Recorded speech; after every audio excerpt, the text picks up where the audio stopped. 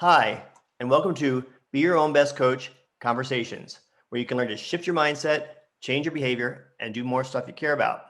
I'm Glen Lubbert, one of the co-founders of Be Your Own Best Coach, a 5-week group coaching program. Once again, I'm here with my colleague and fellow co-founder, Dr. Deborah Teplow. Hi, Deborah. Hello, hello. So today I want to talk about resilience. That's emerging as a huge topic as we begin to see a possible light at the end of the tunnel on what has been a horrific 2020. In so many ways, for so many people. Everyone has been touched by the virus and its impact. No one has gone unscathed or unaffected, which is why resilience is so important. So I want to talk about what is resilience, why is it important, how does it apply to your life, and what might you do about it? We'll focus on those questions in this podcast. This will also set the stage for our next podcast, in which we review a powerful 4-step process for building personal resilience based on what we call the lather, rinse, and repeat principle. So make sure to join us. But for right now, let's begin by setting the stage for this episode with this quote. We don't know who said it originally, but we sure appreciate its meaning. A diamond is just a piece of charcoal that handles stress exceptionally well. So let me ask again, what is resilience? Why is it important? How does it apply to your life? And what might you do about it? Well, Glenn, thanks for that introduction. And I really do love that idea that a diamond is just a piece of charcoal that handles stress exceptionally well. And that just reinforces and underscores why resilience is so important. And so let's answer that question. What is resilience? Well, we started with a quote, and let's continue a little bit. So Nelson Mandela said, "The greatest glory of living lies not in never falling, but in rising every time you fall." Darwin, it's not the strongest of the species that survive, nor the most intelligent, but the most responsive to change.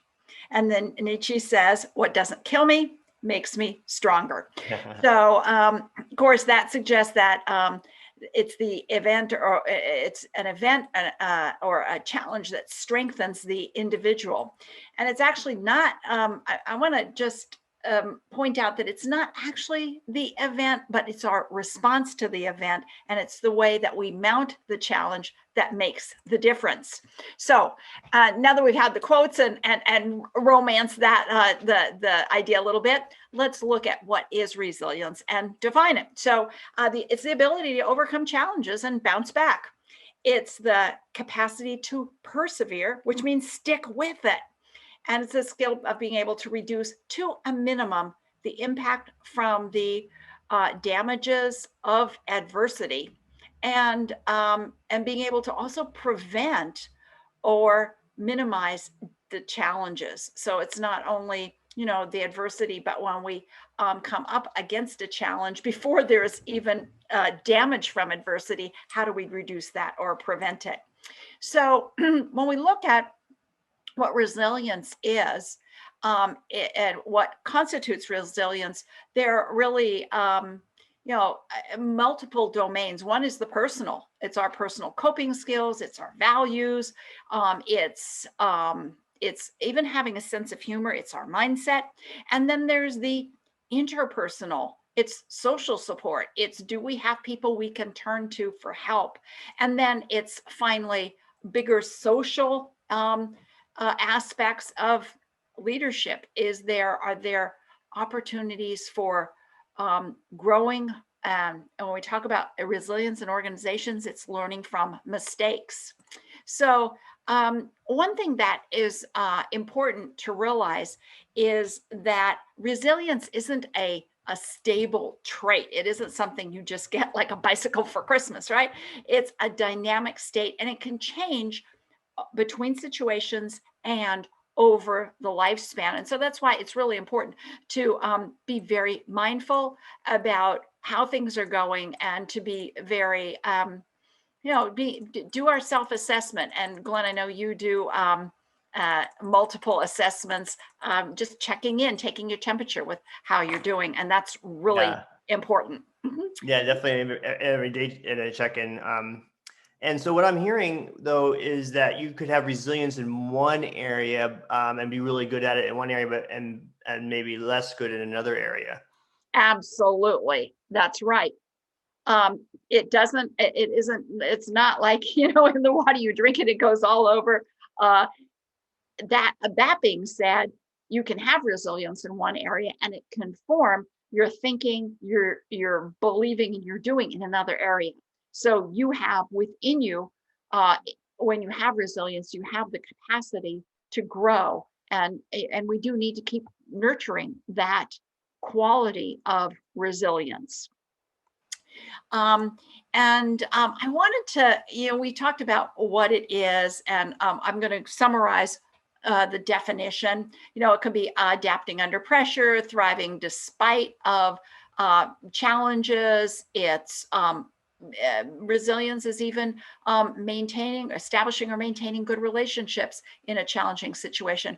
But I'd like to go back and just look at the origin of the word. It's from the Latin verb salire, which means to jump, and resilience means to jump back again. So we think of that, and there's quite a lot of action in there and energy. Jumping back, bouncing back is a really good way to think about it, especially because it embodies that sense of energy. So to just summarize right now, so resilience it's mainly a psychological strength. It helps us adapt and grow from challenges. It isn't fixed. We need to keep nurturing it. It can be developed and enhanced at the personal level, at our team level, even on our wider social level and organizations. There are practical strategies that can be helpful, and we are going to look at some of them. So one thing to ask is, well, why is resilience so important? And we know from medical literature and neurobiology that stress and the interaction between stress and mental and physical health is very complex, and that our reaction to stress can have a deleterious effect on our mental health or our physical health. So, for instance, people who are chronically stressed, including people who have suffered trauma, chronic trauma from abuse, neglect, or other kinds of trauma, have a constant virus that's all around us. Exactly. Have a higher incidence of chronic conditions like heart disease, different digestive system problems, and its autoimmune response can be triggered by ongoing stress. And interestingly, Robert Sapolsky wrote a book, Why Zebras Don't Get Ulcers. And it's because zebras don't respond to their thoughts. They don't hang on to their thoughts about, lions going to eat them up. They respond at the moment, at the present time. And we, of course, not only respond at the present time, but we carry that stress response onward in our lives, even when it's not present. So there are things that we need to do both on the thinking level and on the action level. And so just to summarize, and go back about, well, why is it important? Because you mentioned trauma, including this pandemic. Bad stuff happens. All of us will be subject to difficult challenges. It could be minor little obstacles during the day. It could be big adversity. And if we want to live as healthy as we can, as happy as we can, and have the greatest opportunities for living with meaning and purpose, then we need to be able to face and overcome these obstacles in a way that puts us in the best possible space. So resilience is that ability to overcome those challenges and triumph. So now the question comes, how do we build resiliency? Well, first of all, it can be innate, it can be inside of us, and it can also be taught and promoted. So we want to share with you a little saying that is, I have, I am, and I can. Those three ideas, I have, I am, and I can, really are the seeds for thinking about what you can do to build your own resiliency. And so I have is focusing on the external supports and resources in your life. Because when you have external resources and support, that feeds your internal development of resilience. And sometimes, we need that support. We are social animals. So the I have means that I have externally what nourishes me, gives me hope and confidence in the future, and my capacity to take action to make sure that the future is as promising as it can be. So the I have is I have people in my life I can trust. I have people who model for me healthy ways to go about living. I have people who will assist me and help me if I get into trouble, if I'm sick, if I need help. I have people who help me help myself. And I have people who will lead me and guide me by their positive examples. So that's the I have. So for I have, if faced with a challenge, this is something that you could take inventory of and understand what you do have. And also, I hear that this is something that you should nurture at all times, so you do have it when a challenge occurs. Absolutely. That's right. And thank you for suggesting the homework. Yeah. So all of you listening, take your Yeah. inventory. Absolutely. What are those halves? Those are external. It could be, I mentioned mostly people, but it certainly could be external things, a picture of something beautiful in nature that gives you the sense, I can do it. I'm calm. I have, I'm in the present, I have my wits about me, etc. It could be a picture of a loved one that instills that sense of hope and confidence in you. So I think that's a great idea. I think about externally having a comfy bed for rest. Yeah, exactly. Yeah. A favorite spoon that you eat your healthy food out of. Absolutely. Those are all the I have. And then we look at I am. So these are your internal resources. Those are your beliefs, your attitudes, your feelings. And part of the I am is being self-aware. It's noticing what your strengths and your traits are that help you live the way that you want and help you overcome challenges. The I am are those qualities and strengths that you have that allow you to take responsibility for your action, that enable you to take the action to make sure that everything's okay. The I am is also what allows you to forge those external relationships. I'm caring. I am friendly. Those also help you build the external. So the internal and the external have an interrelationship and a dynamic that are helpful. Makes sense. And then the last one so we have I have. What are the external? Then I am, which is your internal resources. And last, we have I can. So these are the factors that incorporate both your external, your social, other external and interpersonal skills.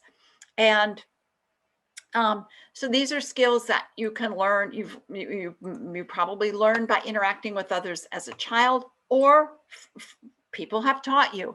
So it's I can means what is your capacity to act to get what you need to help you through times of adversity. So I can call on others to help me when I feel scared. I can name what I'm feeling, and I can problem solve on my own. I can find help when needed. I am resourceful and I can find various resources to put into play that help me get through the challenges. Um, and I have self-control. That's another thing, is that I'm able to regulate those feelings when I'm feeling tense, when I'm feeling nervous, when I'm feeling anxious. I can manage those feelings. So it's the I have, I am, and then I can. What do I do with all of that? And that's really, those are the kind of three-legged stool of building more resilience in your life. That's fantastic, and again, I see that this is both uh, t- talk to yourself and take inventory of these things, or even journal this inventory, and continue to nurture these three at all times. That's part of your days. Yeah, and I know that, Glenn, you do a lot of this kind of self-reflection and inventory taking. What's one thing, even the smallest thing, that works for you? Well, I think one of the things that I really like is when I get up in the morning. Actually, before I get out of bed, it's when I'm awake, when I'm conscious. Before I get out of bed, it gives me a few minutes more in bed, which is the benefit of it too as well. Where I take an inventory and I ask how am I feeling? What's my body feel like? And just a quick body scan of my body, and noting where I have a pain, or if I feel good, and then I connect that with, well, how am I doing emotionally? Um, and then I have some affirmations of what I want, how I want to go about the day, and being is just the top of it is just being. Um, and then finally, and that's how you're doing spiritually. So those are the pillars that help with me with my check-in before I get out of bed in the morning. So when I put my feet on the floor, I've centered myself a bit. Yeah, and all of those could take into that I have, I am, and I can. Yeah, definitely. That's definitely what I was thinking of as you were going through this. Mhm. Yeah. So anything else you want to share, Deborah? I'm just saying that that's such a good indirect suggestion, is doing that first thing in the morning. It sets the stage for building resilience. So that would be something to consider for everybody. Yes, excellent. All right, well, we are going to go in more depth on next episode in our 4-step process of building personal resilience. This was fantastic and a great place for us to wrap up for today. Thank you, Deborah. Thank And you. yes, and thank you everyone for listening. Now we want to hear from you. How will you use what you just heard today? Please leave a comment below. And while you're down there, feel free to comment on other people's comments. That's how we generate a community of helpful ideas and suggestions. I also want to let everyone know to check out beyourownbestcoach.com, where you can find out more information about our 5-week group coaching program. Listeners of Be Your Own Best Coach Conversations can take 10% off enrollment costs using the keyword conversations. Thanks again for listening, and stay well.